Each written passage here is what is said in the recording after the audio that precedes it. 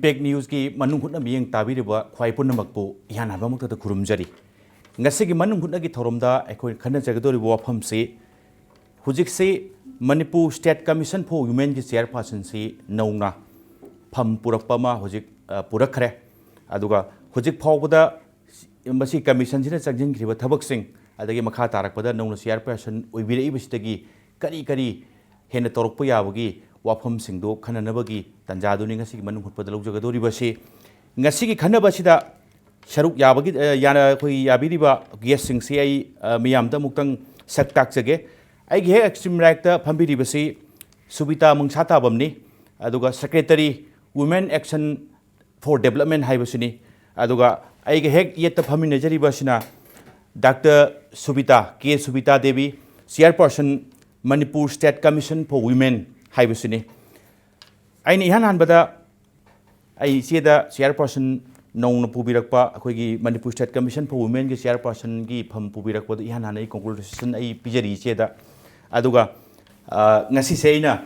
hangjaning busi sieda ano gulakpa ano phum purakpa se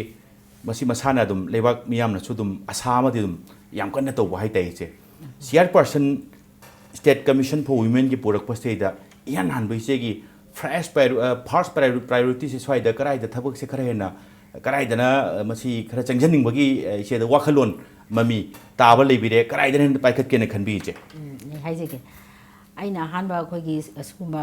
women commission gi chairperson na laksaba sida ahanba da aina hek changjama tam da aina ujabasi akhoi gi commission asina akoina awareness program si yam darkar lei maramdi akoina miyoibagi mani bharat lei ba khoi gi nagari khuding masina akoi social welfare state ama oiba ha si khoi gi pandamni masi phangna wi da magta akhoi gi indian gi khoi gi constitution da akhoi gi kano da akoi part 3 da magi right mayam piri masi phangna wi da magta akhoi na principal mayam se piri masi gi makhada ni akhoi gi hoji gi commission mayam mi lingi basi aduga maroina nupi angang singi maroina nupi gi akoi community si da magi power pirina ba aduga society sibu akoina jamna social welfare society ma semna bada akoi da thodang empowerment pibagi adugumba akoi gi commission si linkhat piribani aduna masi ina yengja matam sida akoi da hanana na lejerami basi akoi gi magi tawya ba commission amagi state amagi commission amana tawriba thodang khuti masi akoi loina mak tawduna lerami masida amuk hena aina pamjari bana akoina ngarang nahan si akhoi gi court de si thokpa matam si case mapan si khoi lakhase masida ayambadi akhoi gi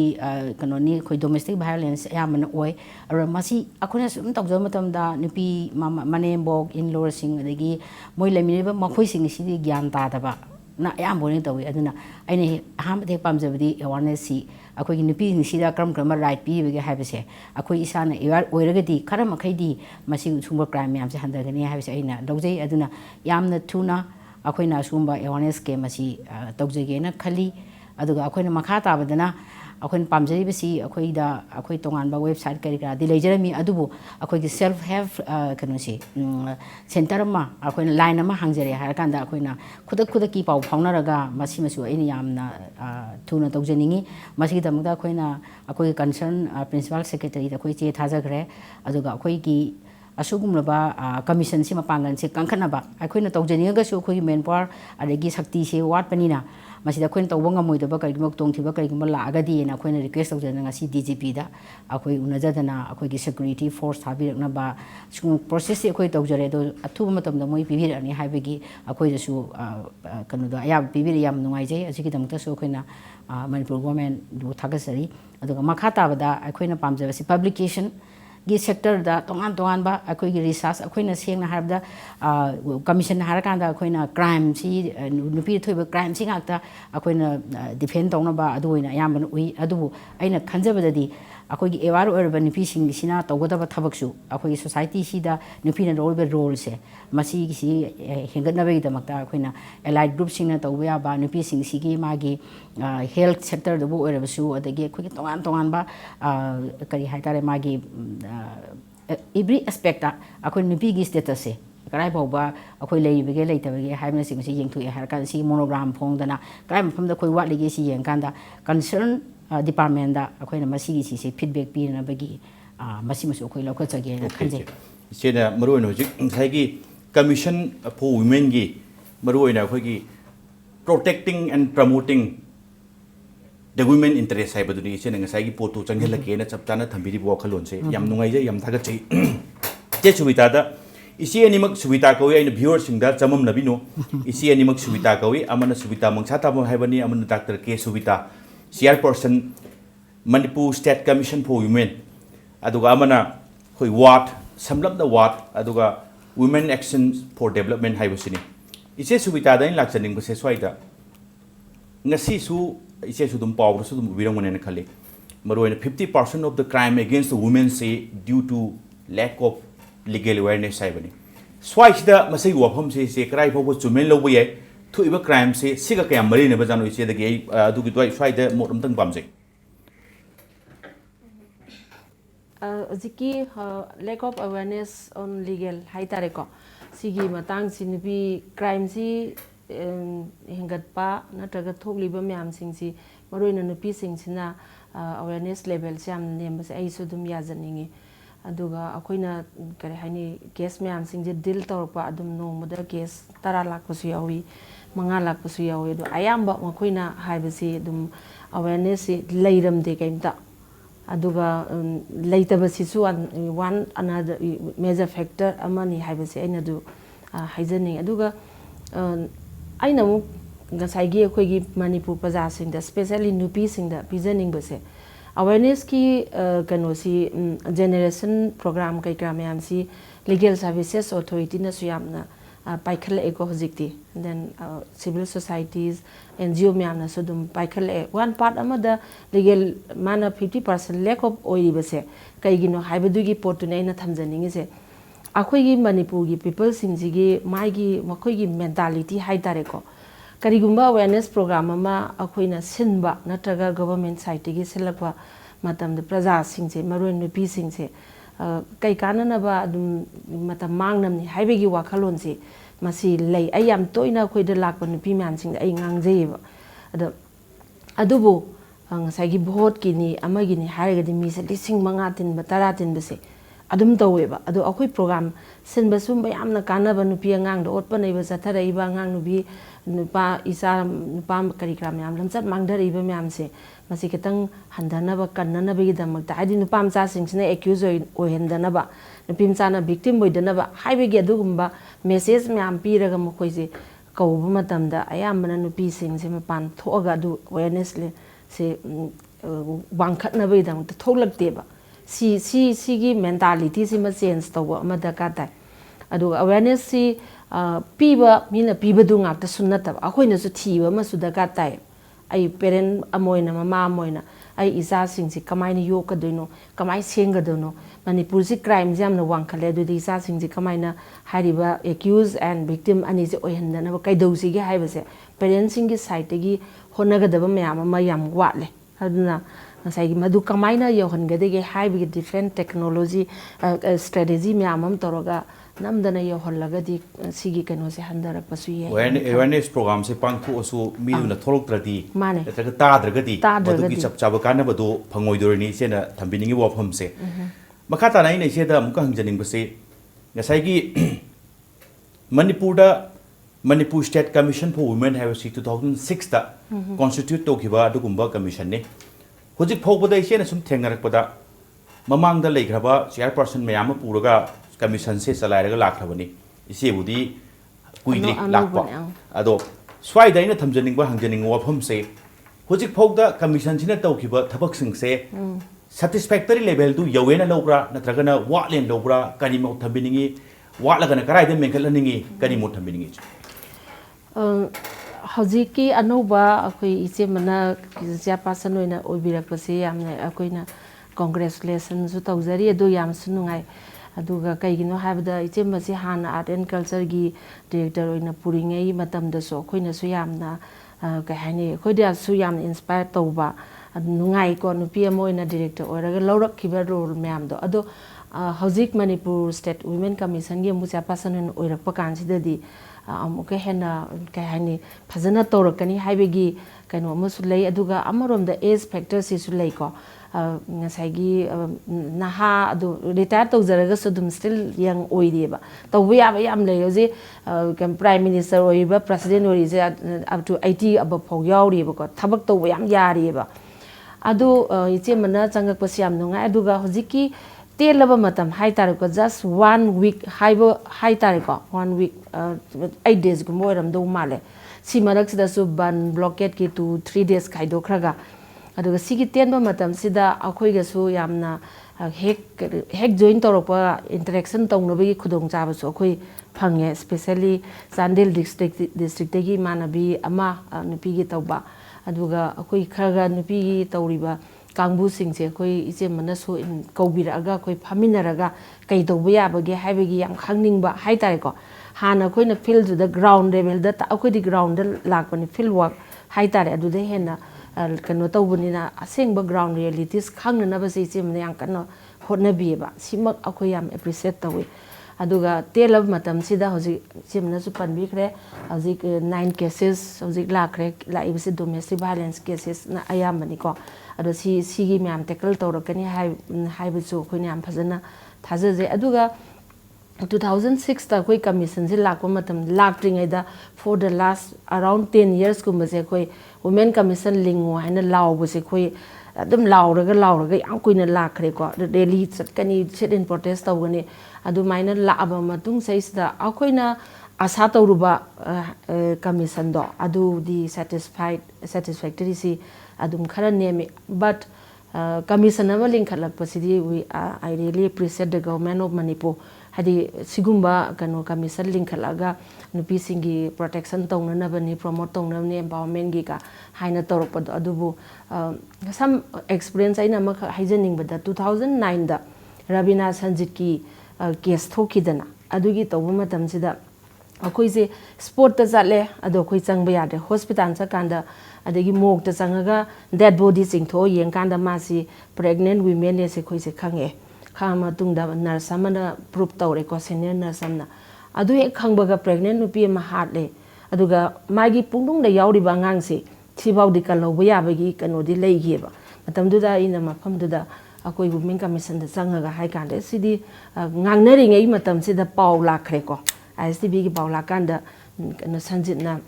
ꯃꯥꯅ ꯍꯥꯏꯔꯣꯅꯤ ꯃꯥꯅ ꯔꯕꯤꯅꯥ ꯍꯥꯠꯄꯅꯤ ꯍꯥꯏꯔꯦꯀꯣ ꯑꯗꯨ ꯑꯣꯏꯇꯥꯔꯒꯗꯤ ꯁꯤꯗꯤ ꯌꯥꯝ political ꯑꯣꯏꯈ꯭ꯔꯦ ꯏꯕꯦꯝꯃ ꯑꯩꯈꯣꯏꯅ ꯇꯧꯕ ꯌꯥꯔꯔꯣꯏ ꯑꯗꯨꯅ ꯅꯣꯏꯗꯤ ꯏꯟꯗꯤꯄꯦꯟꯗꯦꯟꯅꯤ ꯅꯣꯏ ꯑꯗꯨꯝ ꯆꯪꯉꯣ ꯈꯣꯠꯂꯣꯅ ꯍꯥꯏꯔꯛꯈꯤꯕ ꯑꯗꯨꯗ ꯌꯥꯝꯅ ꯇꯧꯔꯨꯕ ꯑꯁꯥꯗꯣ ꯌꯥꯝ ꯀꯥꯏꯈꯤꯕ ꯑꯃ ꯂꯩꯌꯦꯕꯀꯣ ꯁꯣꯛ ꯇꯧꯈꯤ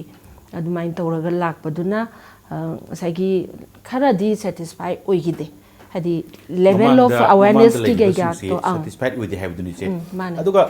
ꯁ꯭ꯋꯥꯏꯗ ꯑꯩꯅ ꯏꯆꯦꯗ ꯂꯥꯛꯆꯅꯤꯡꯉꯤꯁꯦ ꯃꯔꯨꯑꯣꯏꯅ NGO ꯂꯥꯏꯛ NGO ꯏꯆꯦ ꯁꯨꯕꯤꯇꯥ ꯍꯣꯏꯅ ꯍꯧꯖꯤꯛ ꯇꯧꯕꯤꯔꯤꯕ ꯁꯨꯕꯤꯇꯥ ꯃꯪꯁꯥ ꯊꯥꯕꯝ ꯍꯣꯏꯅ ꯇꯧꯕꯤꯔꯤꯕ ꯑꯩꯈꯣꯏꯒꯤ ꯍꯧꯖꯤꯛ ꯂꯩꯔꯤꯕ ꯋꯥꯔꯗ ꯍꯥꯏꯕꯗꯤ ꯁꯤꯁꯨ ꯉꯁꯥꯏꯒꯤ ꯋꯥꯔꯛ ꯐꯤꯜꯗꯣ ꯑꯗꯨꯝ ꯆꯞ ꯃꯥꯟꯅꯩ ꯍꯥꯏꯗꯤ crime against the women and ꯆꯤꯜꯗ꯭ꯔꯦꯟꯒꯤ ꯀꯩꯅꯣꯗꯨꯗ ꯊꯕꯛ ꯇꯧꯖꯔꯤꯕ ꯀꯩꯅꯣꯅꯤ ꯃꯗꯨ ꯉꯥꯛꯊꯣꯛꯅꯅꯕ ꯑꯗꯨꯒ ꯁꯤꯒꯨꯝꯕ NGOꯒ ꯑꯗꯨꯒ ꯁ꯭ꯇꯦꯠꯀꯤ ꯀꯃꯤꯁꯟ ꯐꯣꯔ ꯋꯨꯃꯦꯟꯒꯤ ꯁ꯭ꯋꯥꯏꯗ ꯑꯩꯈꯣꯏꯒꯤ ꯍꯦꯛ ꯀꯩ ꯍꯥꯏꯇꯥꯔꯦ ꯋꯥꯔꯧꯕꯒꯤ ꯄꯣꯠꯁꯦ ꯃꯁꯤ ꯃꯅꯤꯄꯨꯔ ꯈꯛꯇꯗ ꯅꯠꯇꯦ ꯃꯁꯤ ꯑꯇꯣꯞꯄ ꯁ꯭ꯇꯦꯠꯇꯁꯨ ꯂꯥꯛꯄꯒꯤ ꯃꯗꯨꯒꯤ ꯔꯦꯀꯣꯔꯗ ꯌꯥꯝ ꯂꯩꯖꯩ ꯑꯩꯈꯣꯏꯗ ꯁ꯭ꯋꯥꯏꯒꯤ ꯃꯇꯥꯡꯁꯤꯃ ꯑꯗꯨꯕꯨ ꯃꯌꯥꯝꯅꯁꯨ ꯁꯨꯡꯁꯣꯏ ꯁꯣꯏꯗꯅ ꯊꯥꯖꯒꯅꯦꯅ ꯈꯜꯂꯤ ꯃꯔꯝꯗꯤ ꯏꯆꯦ ꯁꯨꯕꯤꯇꯥꯒꯤ ꯔꯣꯜꯁꯤ ꯑꯗꯨꯛꯀꯤ ꯃꯇꯤꯛ ꯄꯣꯖꯤꯇꯤꯕ ꯑꯣꯏꯕ ꯑꯗꯨꯒ ꯃꯌꯥꯝ ꯄꯨꯟꯕꯗ ꯇꯤꯟꯅꯕꯗ ꯌꯥꯝ ꯅꯨꯡꯉꯥꯏꯕ ꯄꯣꯠꯇꯨꯝꯗꯤ ꯑꯩꯈꯣꯏꯗꯁꯨ ꯐꯤꯜ ꯇꯧꯏ ꯏꯆꯦꯅ ꯑꯁꯥ ꯇꯧꯔꯤꯕ ꯍꯥꯏꯕꯗꯤ ꯏꯆꯦꯅ ꯆꯤꯌꯔꯄꯔꯁꯟ ꯑꯣꯏꯔꯛꯑꯕꯅꯤ나 ꯀꯔꯤꯒꯨꯝꯕ ꯈꯔꯗꯤ ꯆꯦꯟꯖꯦꯁ ꯈꯔꯗꯤ ꯁꯣꯏ ꯂꯥꯛꯑꯅꯤ ꯍꯥꯏꯕꯒꯤ ꯊꯥꯖꯕꯗꯨꯅꯤ ꯑꯗꯨꯕꯨ ꯁ꯭ꯋꯥꯏꯁꯤꯗ ꯃꯁꯤꯒꯤ ꯆꯦꯂꯦꯟꯖꯁꯦ ꯑꯩꯅ ꯈꯟꯕꯗ ꯑꯗꯨꯝꯗꯤ ꯂꯩꯗꯣꯏꯅꯤ ꯏꯆꯦꯗꯁꯨ ꯑꯩꯅ ꯊꯦꯡꯅꯔꯛꯄꯗ ꯏꯆꯦ ꯉꯁꯥꯏ ꯍꯥꯏꯈꯤꯕꯗ ꯑꯦꯋꯦꯔꯅꯦꯁꯀꯤ ꯄꯣꯠꯁꯤ ꯑꯦꯋꯦꯔꯅꯦꯁ ꯄ꯭ꯔꯣꯒ꯭ꯔꯥꯝꯗꯤ ꯄꯥꯡꯊꯣꯛꯑꯁꯨ ꯃꯤ ꯊꯣꯛꯂꯛꯇꯕꯁꯤꯅꯤ ꯃꯤ ꯊꯣꯛꯂꯛꯇꯕꯁꯤꯅ ꯃꯔꯝ ꯑꯣꯏꯔꯀꯥꯟꯗ ꯅꯥꯀꯣꯡ ꯃꯤꯒꯤ ꯅꯥꯀꯣꯡ ꯑꯇꯥꯕꯁꯤꯡꯒꯤ ꯅꯥꯀꯣꯡ ꯌꯧꯍꯟꯅꯤꯡꯉꯤꯕꯗꯨ ꯇꯥꯅꯕꯗꯣ ꯊꯣꯛꯂꯛꯇ꯭ꯔꯒꯗꯤ ꯍꯥꯏꯕꯅꯤ ꯏꯆꯦ ꯁ꯭ꯋꯥꯏꯁꯤ ꯀꯃꯥꯏꯅ ꯃꯦꯀꯞ ꯇꯧꯒꯦꯅ ꯈꯜꯂꯤ ꯏꯆꯦ ꯌꯥꯝꯅ ꯑꯩꯈꯣꯏꯒꯤ ꯌꯥꯝ ꯐꯖꯕ ꯀꯩꯅꯣꯅꯤ ꯑꯩꯈꯣꯏꯅ ꯈꯟꯅꯔꯤꯕ ꯄꯣꯏꯟꯁꯤ ꯇꯁꯦꯡꯅꯃꯛ ꯃꯅꯤꯄꯨꯔꯗ ꯑꯩꯈꯣꯏꯅ ꯍꯥꯟꯅ ꯑꯩꯈꯣꯏꯅ ꯗꯥꯏꯔꯦꯛꯇꯔ ꯑꯥꯔꯠ ꯑꯦꯟ ꯀꯜꯆꯔ ꯑꯣꯏꯖꯔꯤꯉꯩꯗꯁꯨ ꯑꯩꯈꯣꯏꯅ ꯄꯤꯅꯤꯡꯉꯤꯕ ꯁ꯭ꯂꯣꯒꯥꯟꯁꯤ ꯑꯩꯈꯣꯏꯒꯤ ꯐꯪꯅꯕꯒꯤꯗꯃꯛꯇ ꯑꯩꯈꯣꯏꯅ ꯄꯥꯝꯕꯩ ꯀꯌꯥ ꯑꯃ ꯁꯤꯖꯤꯟꯅꯩ ꯑꯩꯈꯣꯏꯅ ꯏꯟꯁꯇꯤꯠ ꯑꯣꯐ ꯁꯝꯅ ꯍꯥꯏꯔꯕꯗ ꯃꯣꯕꯥꯏꯜ ꯑꯦꯛꯖꯤꯕꯤꯁꯟ ꯍꯥꯏꯕꯁꯤꯗ ꯑꯩꯈꯣꯏꯅ ꯆꯠꯂꯤꯕꯁꯤ ꯀꯩꯅꯣꯗ ꯃꯤꯁꯤꯡꯁꯦ ꯑꯩꯈꯣꯏꯒꯤ ꯅꯥꯛꯇ ꯂꯥꯛꯑꯀꯥꯟꯗ ꯇꯁꯦꯡꯅ ꯃ꯭ꯌꯨꯖꯤꯌꯝꯒꯤ ꯃꯇꯥꯡꯗ ꯍꯥꯏꯖꯔꯒꯦꯀꯣ ꯃ꯭ꯌꯨꯖꯤꯌꯝꯁꯤꯗ ꯂꯥꯛꯑꯒ ꯌꯦꯡꯕꯁꯤꯗ ꯃꯤꯁꯤꯡꯁꯤ ꯌꯦꯡꯕꯤꯌꯨ ꯌꯥꯗ꯭ꯔꯦ ꯑꯗꯣ ꯑꯩꯈꯣꯏ ꯆꯠꯂꯦ various part of the ꯑꯩꯈꯣꯏꯒꯤ ꯃꯅꯤꯄꯨꯔꯁꯤꯗ ꯑꯩꯈꯣꯏ ꯇꯣꯉꯥꯟ ꯇꯣꯉꯥꯟꯕ ꯗꯤꯁꯇ꯭ꯔꯤꯛꯁꯤꯡꯗ ꯆꯠꯂꯀꯥꯟꯗ ꯑꯩꯈꯣꯏꯅ ꯄꯣꯠꯁꯤꯡꯁꯤ ꯄꯨꯔꯒ ꯃꯣꯏꯗ ꯍꯛꯊꯦꯡꯅꯅ ꯃꯣꯏꯁꯤ ꯌꯦꯡꯍꯟꯗꯅ ꯃꯣꯏ ꯃꯅꯥꯛꯁꯤꯗ ꯑꯩꯈꯣꯏꯅ ꯆꯠꯂꯦ ꯁꯤꯒꯨꯝꯕ ꯑꯩꯈꯣꯏ ꯑꯥꯎꯠꯔꯤꯆ ꯄ꯭ꯔꯣꯒ꯭ꯔꯥꯝꯁꯤ ꯌꯥꯝ ꯗꯔꯀꯥꯔ ꯂꯩ ꯑꯗꯨꯒ ꯃꯈꯣꯏꯗ ꯑꯩꯈꯣꯏꯅ ꯃꯣꯏ ꯑꯦꯋꯥꯔ ꯑꯣꯏꯅꯕꯒꯤꯗꯃꯛꯇ ꯇꯣꯉꯥꯟ ꯇꯣꯉꯥꯟꯕ ꯁ꯭ꯀꯤꯝ ꯁꯤꯖꯤꯟꯅꯔꯀꯥꯟꯗ ꯃꯣꯏꯗ ꯏꯚꯟ ꯃꯐꯝꯗꯨꯗ ꯑꯩꯈꯣꯏꯒꯤ ꯆꯤꯡꯅꯨꯡ ꯃꯥꯅꯨꯡꯅꯤꯅ ꯑꯩꯈꯣꯏꯒꯤ ꯃꯨꯚꯤ ꯁꯤꯅꯦꯃꯥꯒꯁꯦ ꯎꯗꯦ ꯎꯗꯕꯁꯤꯗ ꯑꯩꯈꯣꯏꯁꯤ ꯀꯃꯥꯏꯅ ꯇꯧꯔꯒ ꯃ꯭ꯌꯨꯖꯤꯌꯝ ꯑꯁꯤ ꯃꯣꯏ ꯃꯀꯣꯛꯁꯤꯗ ꯆꯪꯍꯟꯒꯗꯒꯦ ꯑꯩ ꯋꯥꯈꯜꯁꯤꯗ ꯑꯩꯈꯣꯏꯅ ꯄꯨꯔꯀꯥꯟꯗ ꯇꯣꯉꯥꯟ ꯇꯣꯉꯥꯟꯕ ꯃ꯭ꯌꯨꯖꯤꯌꯝ ꯀꯩꯅꯣꯁꯤ ꯌꯦꯡꯍꯟꯖꯩ ꯑꯗꯨꯃꯥꯏꯅ ꯁꯤꯗꯁꯨ ꯑꯩꯈꯣꯏꯅ ꯇꯣꯉꯥꯟ ꯇꯣꯉꯥꯟꯕ ꯇꯦꯛꯅꯤꯛꯀꯤ ꯁꯤꯖꯤꯟꯅꯔꯀꯥꯟꯗ ꯑꯗꯨꯒ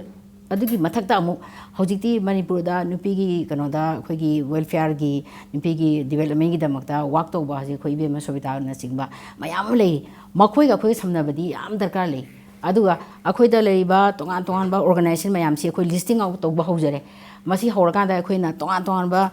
ꯂꯤꯗꯔꯁꯤꯡꯁꯦ ꯃꯣꯏ ꯄꯨꯜꯂꯀꯥꯟꯗ ꯃꯔꯝꯗꯤ ꯏꯇꯣꯝꯇꯅ ꯑꯩꯈꯣꯏꯒꯤ ꯀꯃꯤꯁꯟ ꯉꯥꯛꯇꯅ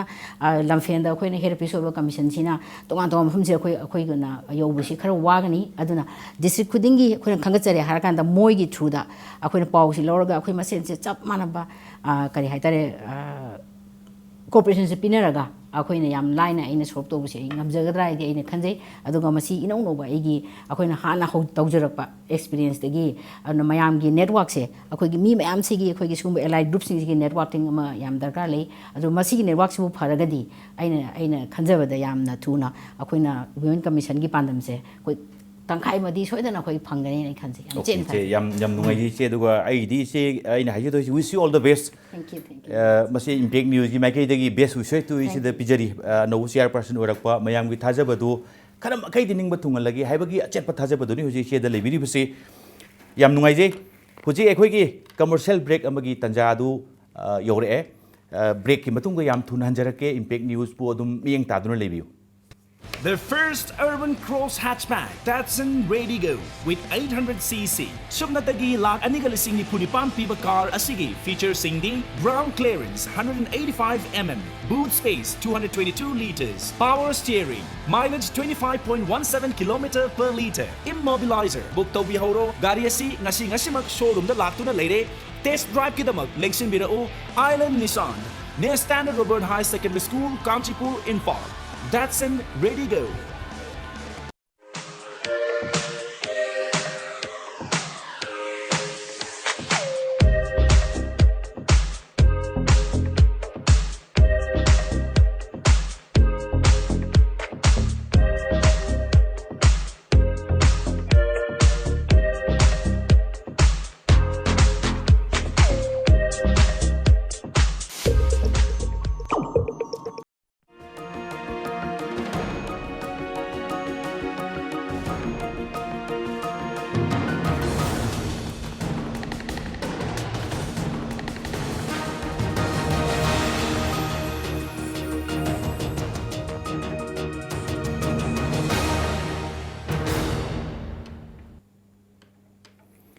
ꯕ꯭ꯔꯦꯛꯀꯤ ꯃꯇꯨꯡꯗ ꯃꯤꯠꯌꯦꯡ ꯇꯥꯕꯤꯔꯤꯕ ꯄꯨꯝꯅꯃꯛꯄꯨ ꯑꯃꯨꯛ ꯍꯟꯅ ꯈꯨꯔꯨꯝꯖꯔꯤ. ꯃꯈꯥ ꯇꯥꯅ ꯃꯅꯨꯡ ꯍꯨꯠꯅꯒꯤ ꯃꯈꯥ ꯆꯠꯊꯔꯛꯄꯁꯤ ꯑꯩ ꯏꯆꯦ ꯁꯨꯕꯤꯇꯥ ꯃꯪꯁꯥ ꯇꯥꯕꯝꯗ ꯑꯃꯨꯛ ꯂꯥꯛꯆꯒꯦ. ꯍꯧꯖꯤꯛ ꯐꯥꯎꯗ ꯑꯩꯈꯣꯏꯅ ꯁꯨꯝ ꯊꯦꯡꯅꯖꯕꯗ ꯑꯩꯈꯣꯏꯅ ꯁꯨꯝ ꯎꯖꯕ ꯃꯦꯗꯤꯌꯥ ꯔꯤꯄꯣꯔꯠꯇ ꯊꯦꯡꯅꯔꯤꯁꯤ ꯃꯔꯨꯑꯣꯏꯅ NGO ꯍꯥꯏꯕꯗꯤ ꯏꯆꯦ ꯍꯣꯏꯒꯤ ꯁꯤꯒꯨꯝꯕ NGO ꯃꯗꯨꯗꯤ ꯅꯨꯄꯤꯒꯤ ꯑꯃꯁꯨꯡ ꯑꯉꯥꯡꯁꯤꯡꯒꯤ ꯋꯦꯜꯐꯤꯌꯔꯒꯤꯗꯃꯛꯇ ꯊꯕꯛ ꯇꯧꯔꯤꯕ ꯃꯔꯨꯑꯣꯏꯅ ꯀ꯭ꯔꯥꯏꯝꯒꯤ ꯑꯦꯒꯦꯟꯁꯇ ꯊꯕꯛ ꯆꯪꯁꯤꯜꯂꯤꯕ NGOꯁꯤꯡꯁꯤꯒ स्टेट कमीशन से मणिपुर खकी कंटेक्स की वाफम नतबद अतोपसिंग येंगुरगा याम कन्ना स्वाइद कनो तौरिसे NGO सिंग हाइरिसे ट्रायल से क्विक वेदे हाइदि ट्रायल जथबसी याम थेंगी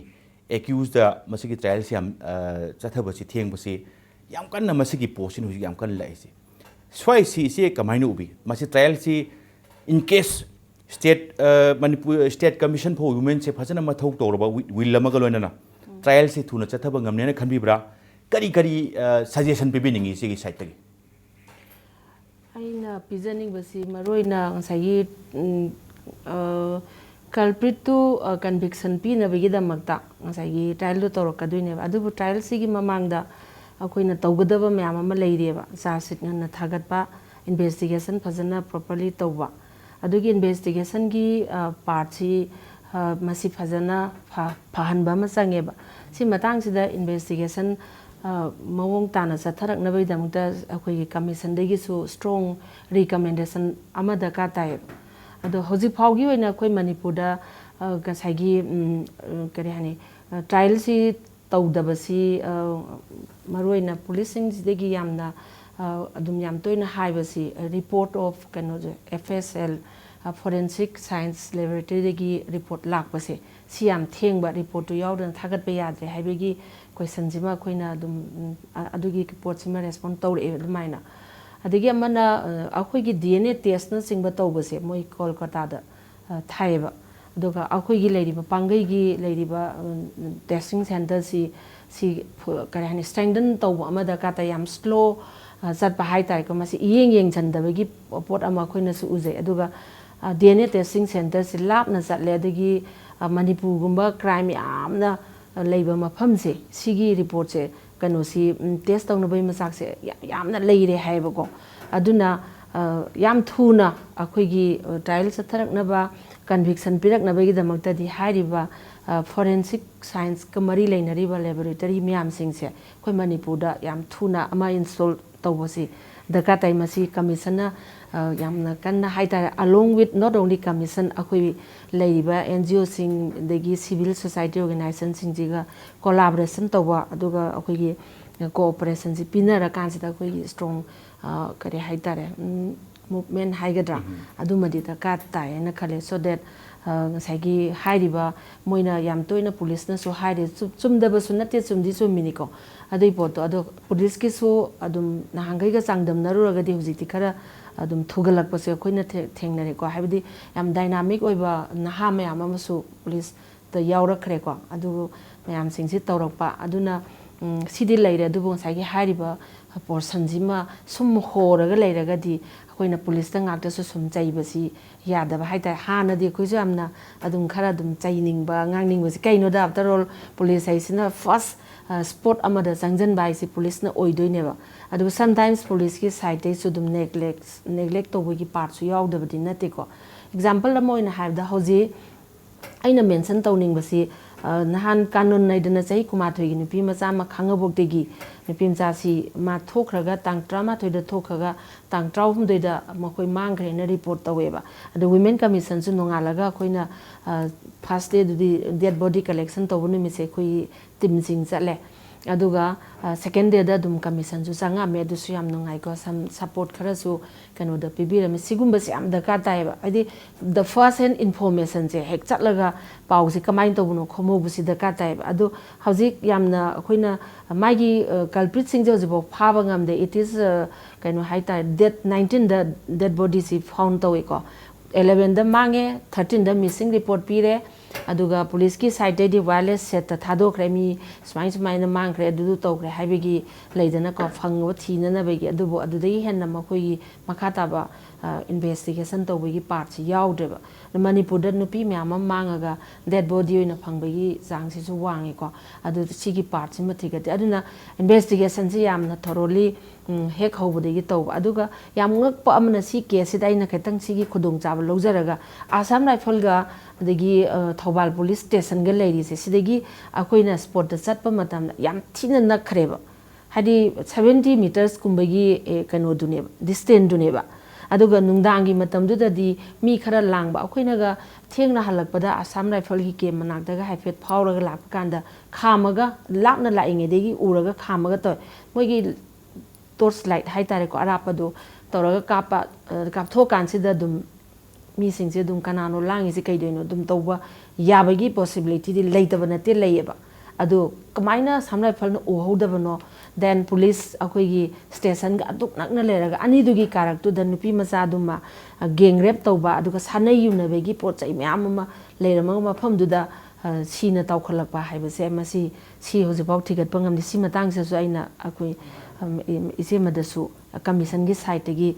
ꯁ꯭ꯇ꯭ꯔꯣꯡ ꯔꯤꯀꯃꯦꯟꯗꯦꯁꯟ ꯑꯃ ꯄꯤꯕꯤꯔꯒ ꯃꯤ ꯍꯥꯠꯄꯁꯤꯡ ꯑꯗꯣ ꯑꯊꯨꯕ ꯃꯇꯝꯗ ꯐꯥꯅꯅꯕꯒꯤ ꯍꯧꯖꯤꯛꯐꯥꯎ ꯐꯥ ꯉꯝꯗꯦ ꯆꯤꯞ ꯃꯤꯅꯤꯁꯇꯔꯒ ꯉꯁꯤꯁꯨ ꯎꯅꯩ ꯍꯥꯏ ꯃꯣꯏ ꯑꯅꯤꯔꯛ ꯎꯅꯈ꯭ꯔꯦ ꯑꯗꯨꯕꯨ ꯃꯤꯁꯦ ꯊꯤꯗꯣꯛꯄꯗ ꯌꯥꯝ ꯊꯨꯅ ꯐꯪꯒꯗꯕꯒꯤ ꯃꯃꯤ ꯎꯗꯕꯒꯤ ꯃꯑꯣꯡꯗ ꯇꯧꯋꯦ ꯑꯗꯨ ꯇꯁꯦꯡꯅꯃꯛꯀꯤ ꯑꯁꯥꯝ ꯔꯥꯏꯐꯜ ꯅꯠꯇ꯭ꯔꯒ ꯄꯨꯂꯤꯁ ꯆꯦꯟꯅꯔꯝꯃꯗꯤ ꯃꯤꯗꯨꯗꯤ ꯄꯨꯊꯣꯔꯛꯑꯔꯣꯏꯕ ꯍꯧꯖꯤꯛ ꯑꯗꯨꯗ ꯑꯩꯈꯣꯏꯅ ꯀꯩꯅꯣ ꯇꯧꯗꯣꯏꯁꯦ ꯑꯗꯨꯅꯤ ꯀꯟꯚꯤꯛꯁꯟꯁꯤ ꯐꯍꯟꯒꯦ ꯍꯥꯏꯇꯥꯔꯗꯤ ꯑꯩꯈꯣꯏ ꯀꯩꯅꯣ ꯇꯧ ꯇꯥꯔꯦ ꯉꯁꯥꯏꯒꯤ ꯏꯆꯦꯅ ꯊꯝꯕꯤꯔꯤꯕ ꯁꯖꯦꯁꯟꯁꯦ ꯉꯁꯥꯏꯒꯤ ꯁ꯭ꯄꯤꯗꯤ ꯇ꯭ꯔꯥꯏꯌꯦꯜꯗꯨ ꯇꯧꯒꯦ ꯍꯥꯏꯔꯗꯤ ꯏꯕꯤꯗꯦꯟꯁ ꯃꯥꯒꯤ ꯈꯣꯝꯒꯠꯂꯤꯕ ꯁꯦꯝꯄꯜ ꯃꯌꯥꯝꯁꯤꯡꯗꯨ टेस्टिंग लैब अमा इनंग लेरगदी याम थुना मदु रिजल्ट Result तो खंगमगदी फंगदोइनेबा। ट्रायल सु थुनी हाइबनी आदा थाबा अखोय खक्तगी सैंपल दि नतबनिना टॉप टॉप फम दे लाको सैंपल मयाम सु लेबनिने मदु क्यू द लेबा मतम चंगबा सिगुम दे सोइन थोने खली स्वाइ सिदा दि सिगी सजेशन जे इन खनबदि चे सु दुम ताबा याबा मतंग दु ओइब्राइन खनजे चे अदगे हुजिक से इसे लाकपीरे चेयरपर्सन मोइना हुजिक से मी आशा से हुजिक यामना कन्ना आशा तौरपा मतम दुनी से स्वाइ सिदा अखोयगी हाउ टू अप्रोच नसाई Manipur state commission for women से कमाई तौदना मसी प्रजागा कमाई नक मरी लेननी इन केस करिगुंबम थोए स्टेट कमीशन फॉर वुमेन से कमाई तौदना मनाक चंगनी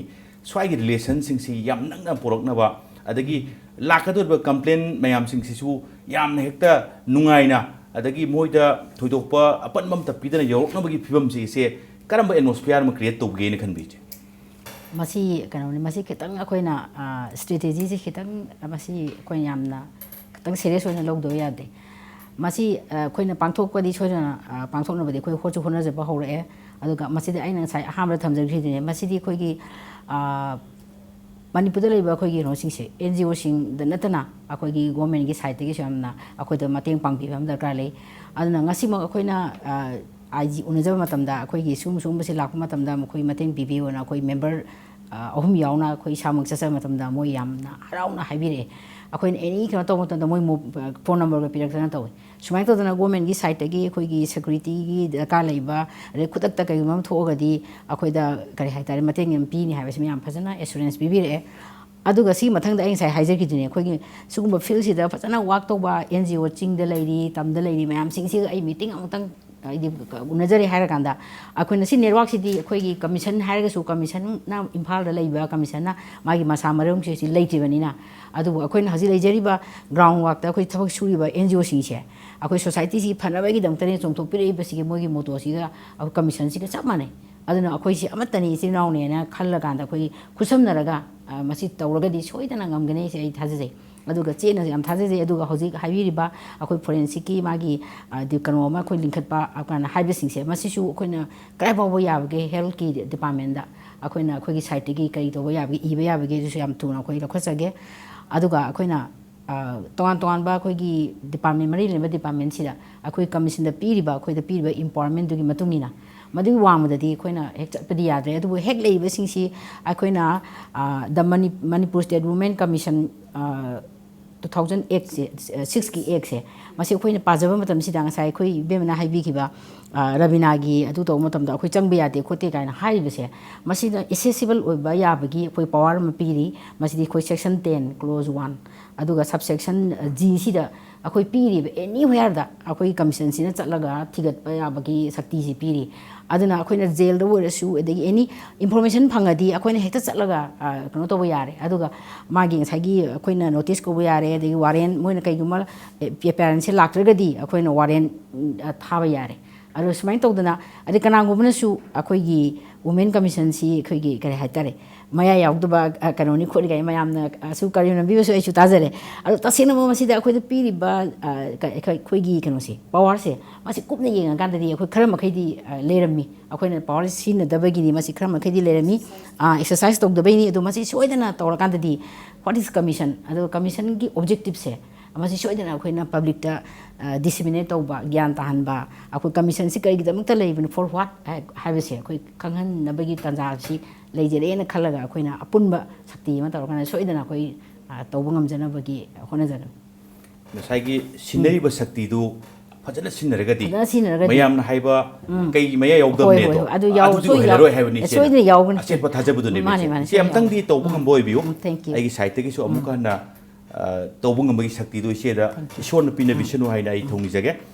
मखा तारकुछि से मनुंग हुनगी अखोई पुंखाय मगी मतम सिदि लोइदि लोइसलबनी अदु बोइना इसी अनीदा थमजनिंगबसे ngasai kai tisum aina sum hangaga kumbibani karigumba isi anida aidi kitang hangningba khangningba room gumba ado aida leiragadi yamdabada tentangna minute ahum mari manga swaigdang lominaraga haibetang wari tatok tasin tawgi tanjado lomina biu sine ina thamjaning isi anida हाइजरगे सिदी जे मदस नतना मदनेता सुदम मयांगी ओइना दुम हजि commission लेरिबा मफम से ꯑꯩꯈꯣꯏꯒꯤ building ꯍꯥꯏꯇꯥꯔꯦꯀꯣ ꯁꯤ ꯈꯤꯇꯪ ꯀꯩꯅꯣ ꯔꯤꯆꯦꯕꯜ ꯑꯣꯏꯕꯗꯤ ꯋꯥꯠꯂꯦ ꯈꯨꯗꯝ ꯑꯣꯏꯅ ꯍꯥꯏꯔꯕꯗ ꯚꯤꯛꯇꯤꯝ ꯃꯌꯥꯝꯁꯤꯡꯁꯦ ꯋꯤꯃꯦꯟ ꯀꯃꯤꯁꯟꯅꯤꯅ ꯂꯥꯛꯑꯒ ꯊꯤꯔꯨꯔꯒ ꯂꯝꯐꯦꯜꯁꯤ ꯀꯣꯏꯆꯠ ꯆꯠꯂꯒ ꯊꯤꯔꯒ ꯀꯥꯏ ꯂꯩꯅꯣ ꯈꯪꯗ꯭ꯔꯕ ꯑꯗꯨꯒ ꯑꯗꯒꯤ ꯀꯣꯏꯍꯪ ꯍꯪꯉꯀꯥꯟꯗ ꯄꯦꯂꯦꯁ ꯀꯝꯄꯥꯎꯟꯗ ꯂꯩꯕꯅꯤ ꯀꯥꯏꯅ ꯊꯥꯖꯤꯜꯂ ꯑꯩꯈꯣꯏ ꯊꯦꯡꯅꯈꯤꯕꯁꯨ ꯃꯌꯥꯝ ꯑꯃ ꯌꯥꯎꯔꯦꯕ ꯑꯗꯨꯅ ꯉꯁꯥꯏꯒꯤ ꯀꯃꯤꯁꯟꯁꯤꯗ ꯂꯥꯛꯀꯗꯧꯔꯤꯕ ꯍꯥꯏꯕꯗꯤ ꯅꯨꯡꯉꯥꯏ ꯌꯥꯏꯐꯕ ꯑꯩ ꯅꯨꯡꯉꯥꯏꯔꯦꯅ ꯂꯥꯛꯀꯗꯧꯗꯤ ꯅꯠꯇꯦꯕ ꯑꯩꯕꯨ ꯑꯣꯠꯄꯤꯔꯦ ꯅꯩꯕꯤꯔꯦ ꯍꯥꯠꯀꯦ ꯇꯧꯔꯦ ꯏꯆꯥ ꯃꯨꯟꯈ꯭ꯔꯦ ꯑꯗꯨ ꯇꯧꯈ꯭ꯔꯦ ꯍꯥꯏꯕꯅꯆꯤꯡꯕ ꯂꯥꯛꯀꯗꯣꯏꯁꯦ ꯃꯔꯨꯑꯣꯏꯅ ꯌꯥꯝ ꯂꯥꯏꯔꯕ ꯑꯗꯨꯒ ꯚꯤꯛꯇꯤꯝꯁꯤꯡꯁꯤ ꯑꯣꯏꯌꯦꯕ ꯃꯔꯨꯑꯣꯏꯅ ꯂꯥꯏꯔꯕ ꯍꯥꯏꯇꯥꯔꯦꯀꯣ ꯕꯤꯂꯣ ꯄꯣꯕꯔꯇꯤ ꯂꯥꯏꯟꯗ ꯃꯦꯛꯁꯤꯃꯝ ꯑꯩꯈꯣꯏ ꯀꯦꯁ ꯃꯅꯤꯄꯨꯔꯗ ꯊꯣꯛꯄꯗꯗꯤ ꯉꯁꯥꯏꯒꯤ ꯃꯆꯥ ꯀꯩ ꯍꯥꯏꯅꯤ ꯃꯋꯥ ꯂꯩꯇ꯭ꯔꯕ ꯃꯄꯨꯔꯣꯏꯕ ꯂꯩꯇ꯭ꯔꯕ ꯅꯠꯇ꯭ꯔꯒ ꯅꯨꯄꯤ ꯉꯥꯛꯇ ꯄꯣꯛꯄ ꯑꯗꯩ ꯌꯥꯝ ꯂꯥꯏꯔꯕ ꯏꯃꯨꯡꯗꯒꯤ ꯚꯤꯛꯇꯤꯝꯁꯦ ꯑꯣꯏꯒꯜꯂꯦ ꯁꯤꯁꯤꯡꯁꯤꯅ ꯏꯔꯥꯏ ꯂꯥꯏꯅ ꯍꯦꯛꯇ ꯈꯪꯒꯗ ꯑꯗꯩ ꯃꯦꯗꯝꯅ ꯆꯦꯝꯅꯁꯨ ꯄꯟꯕꯤꯈ꯭ꯔꯦꯀꯣ ꯋꯥꯠ ꯏꯁ ꯀꯃꯤꯁꯟꯁꯦ ꯋꯥꯠ ꯏꯁ ꯃꯅꯤꯄꯨꯔ ꯁ꯭ꯇꯦꯠ ꯀꯃꯤꯁꯟ ꯑꯦꯛꯆꯨअली ꯀꯣ ꯁꯤꯁꯤꯃ ꯃꯌꯥꯝꯗ ꯐꯖꯅ ꯄꯥꯛ ꯁꯟꯅ ꯈꯪꯍꯜꯂꯒ ꯀꯃꯤꯁꯟ ꯀꯩ ꯇꯧꯕ ꯉꯝꯃꯤ ꯍꯥꯏꯕꯁꯤ ꯃꯌꯥꯝꯗ ꯈꯪꯍꯟꯕ ꯄ꯭ꯂꯁ ꯉꯁꯥꯏꯒꯤ ꯀꯩꯅꯣꯗꯣ ꯃꯐꯝꯁꯦ ꯃꯌꯥꯝꯅ ꯍꯦꯛꯇ ꯈꯪꯒꯗꯧꯕ ꯖꯒꯥ ꯑꯃꯗ ꯁꯤ ꯃꯐꯝꯁꯦ ꯆꯠꯂꯣ ꯖꯦꯝ ꯍꯣꯜꯗꯨꯒꯤ ꯃꯅꯥꯛꯇ ꯂꯩꯕꯅꯤ ꯍꯥꯏꯔꯗꯤ ꯃꯌꯥꯝ ꯂꯣꯏ ꯈꯪꯅꯦꯕꯀꯣ ꯂꯝꯐꯦꯟꯗ ꯊꯦꯛꯑ ꯈꯣꯏꯔꯒ ꯑꯗꯨꯁꯨ ꯀꯥꯆꯤꯅ ꯑꯦꯛꯁꯇ꯭ꯔꯤꯝ ꯀꯣꯔꯅꯔꯗꯅꯦꯕ ꯊꯝꯃꯤꯗꯣ ꯁꯤ ꯄꯣꯠꯁꯤꯃ ꯐꯖꯅ ꯌꯥꯔꯒꯗꯤ ꯃꯐꯝ ꯆꯥꯕ ꯑꯃꯗ ꯍꯣꯡꯗꯣꯛꯄꯤꯔꯒ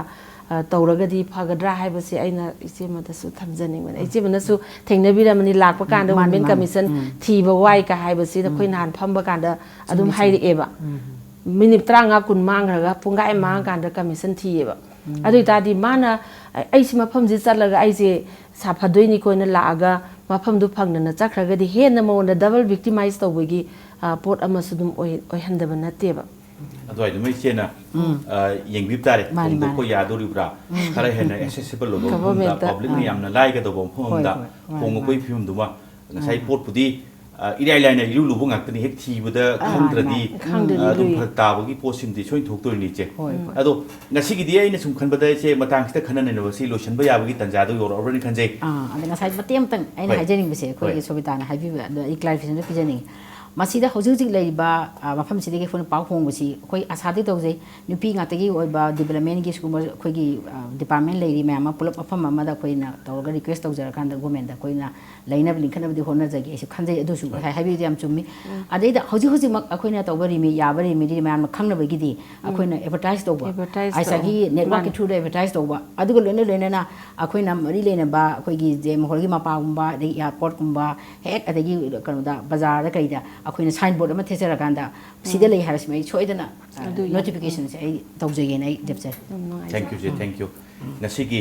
ꯃꯔꯨꯑꯣꯏꯅ ꯑꯩꯈꯣꯏꯒꯤ ꯃꯌꯥꯝꯅ ꯑꯅꯧꯕ ꯑꯃ ꯑꯣꯏꯔꯛꯄ ꯍꯥꯏꯁꯤ ꯂꯣꯏꯅꯃꯛ ꯀꯔꯤꯒꯨꯝꯕ ꯈꯔꯗꯤ ꯁꯨꯡꯁꯣꯏ ꯁꯣꯏꯗꯅ ꯅꯧꯔꯅꯤ ꯀꯔꯤꯒꯨꯝꯕ ꯊꯕꯛ ꯑꯅꯧꯕ ꯈꯔꯗꯤ ꯎꯕ ꯐꯪꯒꯅꯤ ꯍꯥꯏꯕꯒꯤ ꯑꯁꯥꯗꯨꯅꯤ ꯏꯆꯦꯅꯁꯨ ꯃꯌꯥꯝ ꯃꯥꯡꯗ ꯊꯝꯕꯤꯔꯤ ꯃꯅꯨꯡ ꯍꯨꯠꯅꯒꯤ ꯇꯥꯟꯖꯥꯁꯤ ꯑꯩꯈꯣꯏꯒꯤ ꯂꯧꯔꯒ ꯃꯗꯨꯗꯤ ꯁꯨꯡꯁꯣꯏ ꯁꯣꯏꯗꯅ ꯀꯔꯤꯒꯨꯝꯕ ꯈꯔꯗꯤ ꯇꯧꯒꯦꯅ ꯈꯜꯂꯦ ꯅꯍꯥꯟꯈꯩꯒꯤ ꯀꯩ ꯃꯌꯥ ꯄꯥꯟꯗꯕꯗꯨ ꯑꯣꯏꯍꯜꯂꯔꯣꯏ ꯀꯩ ꯃꯌꯥ ꯌꯥꯎꯕ ꯐꯖꯅ ꯁꯛꯇꯤ ꯂꯩꯅ ꯊꯕꯛ ꯇꯧꯕ ꯉꯝꯕꯗꯣ ꯑꯝꯇꯪ ꯍꯣꯠꯅꯒꯦ ꯍꯥꯏꯕꯅꯤ ꯃꯌꯥꯝꯅꯁꯨ ꯆꯦꯠꯅ ꯊꯥꯖꯕꯤꯌꯨ ꯃꯌꯥꯝꯅꯁꯨ ꯀooperation ꯄꯤꯅꯕꯤꯌꯨ ꯑꯩꯈꯣꯏꯒꯤ ꯃꯅꯤꯄꯨꯔ ꯁ꯭ꯇꯦꯠ ꯀꯃꯤꯁꯟ ꯐꯣꯔ ꯋꯨꯃꯦꯟꯗ ꯉꯁꯤꯒꯤꯗꯃꯛꯇꯗꯤ ꯏꯆꯦ ꯉꯁꯤꯒꯤ ꯑꯩꯈꯣꯏꯒꯤ ꯃꯅꯨꯡ ꯍꯨꯠꯅꯒꯤ ꯊꯧꯔꯝꯗ ꯁꯔꯨꯛ ꯌꯥꯕꯤꯕꯒꯤꯗꯃꯛꯇ ꯏꯆꯦ ꯑꯅꯤꯕꯨ ꯄꯨꯟꯅ ꯑꯃꯨꯛ ꯍꯟꯅ ꯊꯥꯒꯠꯆꯔꯤ ꯉꯁꯤꯒꯤ ꯑꯣꯏꯅꯗꯤ ꯏꯝꯄꯦꯛ ꯅ꯭ꯌꯨꯁꯀꯤ ꯃꯅꯨꯡ ꯍꯨꯠꯅ ꯊꯧꯔꯝ ꯃꯇꯥꯡꯁꯤꯗ ꯂꯣꯏꯁꯤꯟꯖꯔꯦ ꯃꯌꯥꯝꯗꯒꯤ ꯀꯥꯏꯅꯅꯕ ꯌꯥꯊꯪ ꯅꯤꯖꯔꯤ ꯄꯤꯅꯕꯤꯔꯁꯤ